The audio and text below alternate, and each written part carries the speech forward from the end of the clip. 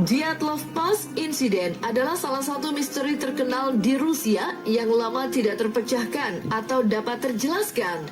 Insiden itu adalah peristiwa meninggalnya 9 mahasiswa Rusia di pegunungan Ural pada 1959.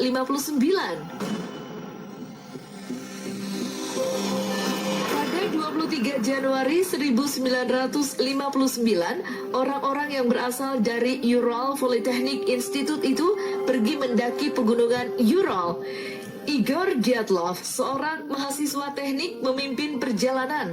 Ia bersama teman-temannya akan menempuh perjalanan lebih dari 300 km dalam 16 hari. Sesampainya di tujuan, tim akan melakukan kontak. Namun karena tidak ada kontak selang beberapa hari dan mereka juga tidak pulang, pencarian pun mulai dilakukan pada 20 Februari. 6 hari setelahnya, regu pencari menemukan tenda yang sudah terkoyak dari dalam.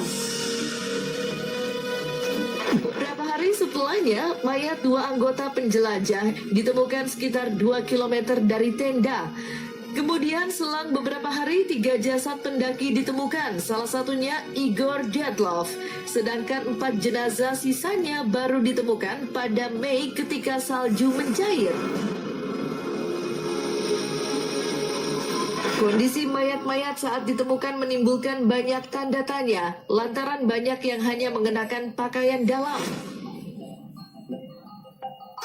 Laporan menyebut 6 orang meninggal karena hipotermia, sedangkan 3 sisanya tewas akibat cedera parah, seperti patah pada tulang dan tengkorak. Penyelidikan pun dihentikan pada Mei 1959.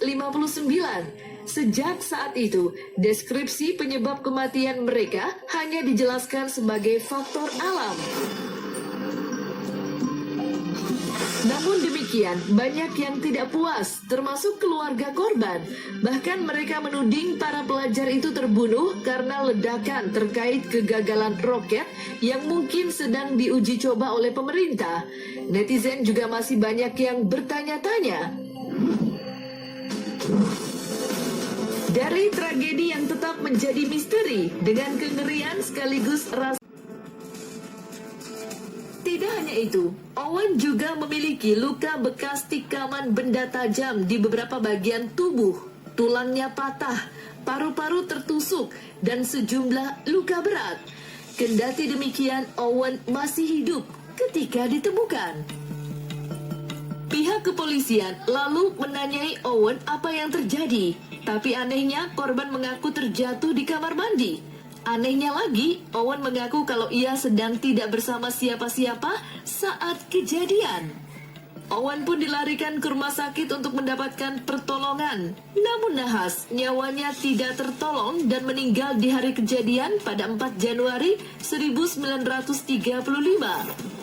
Kejanggalan kasus ini terletak pada sosok Owen sendiri. Pelayan hotel Randolph Probst menerangkan, ketika berada di kamar, Owen punya kebiasaan membiarkan ruangannya gelap gulita. Satu-satunya penerangan di kamarnya berasal dari lampu kecil di atas meja. Keanehan sikap Owen turut dirasakan oleh petugas kebersihan hotel bernama Soptik. Saat selesai membersihkan kamar pada 2 Januari 1935, ia mendengar Owen berkata jika temannya akan datang. Pada tanggal 3 Januari 1935, Soptik sempat mendengar Owen berbicara di telepon dengan seseorang yang bernama Don. Tidak hanya itu, pada tanggal yang sama, pukul 4 sore, saat datang ke kamar Owen untuk menawarkan handuk hangat, Soptik sempat mendengar suara berat pria dari dalam kamar Owen. Puncak keanehan itu terjadi pada 4 Januari 1935, hari di mana Owen ditemukan tewas mengenaskan di kamar 1406. Operator telepon Presiden Hotel menyadari bahwa telepon di kamar 1046 tidak diletakkan dengan benar. Beberapa pelayan diutus untuk mengecek kondisi Owen dan menemukan dirinya sudah dalam kondisi babak belur. Dalam penyelidikannya, polisi mengatakan bahwa mantel dan semua pakaian Owen menghilang saat tubuhnya ditemukan. Selain itu, polisi menemukan jepit rambut, sebatang rokok yang masih utuh, dan 4 buah sidik jari kecil yang dicurigai milik seorang wanita. Teka-teki lain muncul pada saat pemakaman Owen, di mana ada sosok misterius mengirimkan sejumlah uang untuk biaya pemakaman almarhum. Uang ini dikirimkan dalam amplop tanpa nama dengan pesan Love Forever, Louis. Tapi sampai detik ini, identitas sosok misterius yang mengaku bernama Louis itu tidak terungkap. Tidak hanya Louis, sosok Don yang disebut pelayan hotel berbicara dengan Owen lewat telepon juga raib, tak berbekas. Owen sendiri bahkan tidak jelas asal-usulnya karena tidak ada satupun pihak keluarga atau kerabat dekat yang datang ketika berita nahas itu tersebar. Santer disebut bahwa Owen adalah sosok mata-mata dengan nama Artemus Ogletree yang meninggalkan keluarganya pada April 1934. Tapi tidak ada konfirmasi yang pasti juga tentang informasi ini. Pada 31 Maret 1922 terjadi peristiwa menggemparkan di ladang dan kediaman keluarga Gruber di Hinterkaifeck, Jerman. 6 keluarga Gruber tewas dengan cara sangat tragis. Mereka adalah Andreas, sang istri Kezila, putri mereka Victoria, 2 anak Victoria, serta pembantu baru bernama Maria Baumgartner. Kejanggalan dari pembunuhan 7 orang itu tidak satu orang pun terlihat melakukan perlawanan ketika dibunuh. Dari hasil autopsi ditemukan fakta bahwa semua anggota keluarga Gruber dibunuh dengan sadis. Tengkorak, kepala, dan wajah mereka hancur dihantam benda sejenis cangkul. Tragedi ini mengejutkan publik dan menyita energi pihak kepolisian dalam upaya investigasi yang sangat panjang dan pelik. Polisi mencurigai lebih dari 100 orang sebagai pelaku, namun penyelidikan tidak pernah mencapai hasil definitif terkait siapa sebenarnya pelaku dengan aksi brutal ini. Bahkan hingga tahun 1986 yang menjadi batas waktu terakhir penyelidikan oleh pihak kepolisian, kasus pembunuhan keji ini tak juga terungkap.